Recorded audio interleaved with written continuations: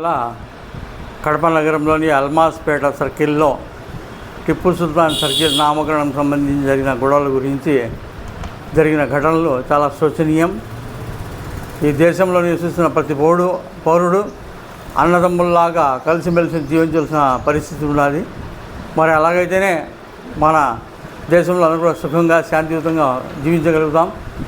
మరి అశాంతి, అరాచకం ఇవి దేశాన్ని పతనావస్థకు తీసుకుని పోతాయి. దీన్ని ప్రతి వర్గం కూడా గమనించాలి. మరి అదేవిధంగా ఈ సంఘటనను ఆసరా చేసుకొని అక్కడ నుండి ముస్లింలపై పోలీసులు చాలా దారుణంగా కొట్టడం జరిగింది. దీన్ని తీవ్రంగా ఖండిస్తున్నాము. మరొకటి ఏమిటంటే దాదాపు 200 మందికి పైగా ముస్లిం యువకుల్ని అరెస్ట్ చేయడం జరిగింది. మైనర్ పిల్లలను కూడా అరెస్ట్ చేశారు. చిన్న పిల్లలను కూడా వేసుకుని పోయినారు పోలీస్ వ్యాన్లలో. దీన్ని గురించి ఆలోచించాల్సిన అవసరం ఉన్నది.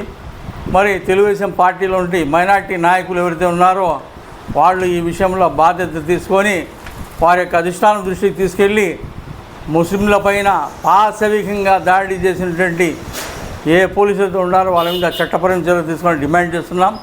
అదేవిధంగా రాజ్యాంగానికి వ్యతిరేకంగా, చట్టానికి వ్యతిరేకంగా వివరిస్తున్న కడప పోలీసుల మీద చర్యలు తీసుకోవాలి. దాదాపు 200 మందికి పైగా అరెస్ట్ చేశారు. వీళ్లను మ్యాజిస్ట్రేట్ ముందర కానీ కోర్టులు కానీ హాజరుపరచకుండా చట్టంలో స్పష్టంగా చెప్పబడింది.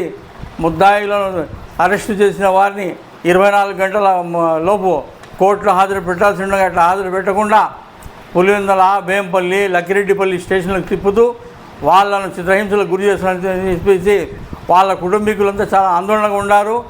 మరి ఈ యొక్క పాశవిక చర్యను ఖండిస్తూ తక్షణమే అరెస్ట్ చేసిన వారిని కోర్టుకు హాజరు చేయాలని చెప్పేసి ఆప్కి ఆవాజ్ రాష్ట్ర కమిటీ తరఫున సవినంగా మనవి చేస్తుంటున్నాం.